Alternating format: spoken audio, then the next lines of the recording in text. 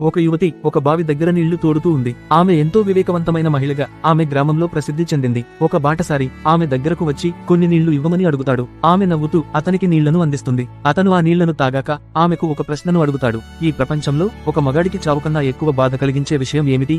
ఆ ప్రశ్న వినగానే ఆ మహిళ కంగారుగా గట్టిగా అరవటం మొదలుపెట్టింది. నన్నెవరైనా కాపాడండి అని. ఆ అరుపులు విన్న వెంటనే గ్రామ ప్రజలు బావి వైపుకు రావటం మొదలు పెట్టారు. ఆ వ్యక్తి కంగారు పడి, అసలు నువ్వేం చేస్తున్నావో నీకు అర్థమవుతుందా అని అంటాడు.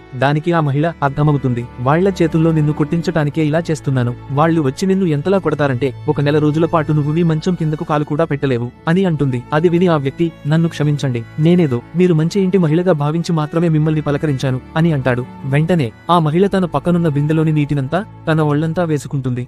ఇంతలో గ్రామస్తులు ఆ బావి దగ్గరకు చేరుకుంటారు. వాళ్లు ఆ మహిళతో, అసలు ఏమైంది అని అడుగుతారు. దానికి ఆ మహిళ, నేను నీళ్లలో పడిపోయాను. ఈ వ్యక్తి నన్ను కాపాడాడు. ఈ వ్యక్తి గనుక లేకపోయుంటే నా ప్రాణాలు పోయి ఉండేవి అని చెబుతుంది.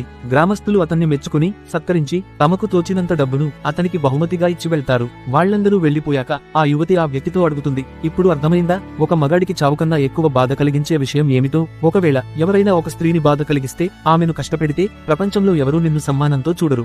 వ్యక్తులు నిన్ను ఎంతగా బాధ పెడతారంటే చివరకు చావు మాత్రమే నీకు ప్రశాంతంగా అనిపిస్తుంది. ఒకవేళ ఆ స్త్రీని నువ్వు సమ్మానిస్తూ గౌరవిస్తూ ఆమెను సంతోషంగా చూసుకున్నట్లయితే ఆ స్త్రీ తిరిగి నిన్ను ఎంతగా ప్రేమిస్తుందంటే నీ చావునైనా ఎదిరించి నిన్ను మళ్లీ ఈ భూమికి తీసుకురాగలదు. Download ShareChat.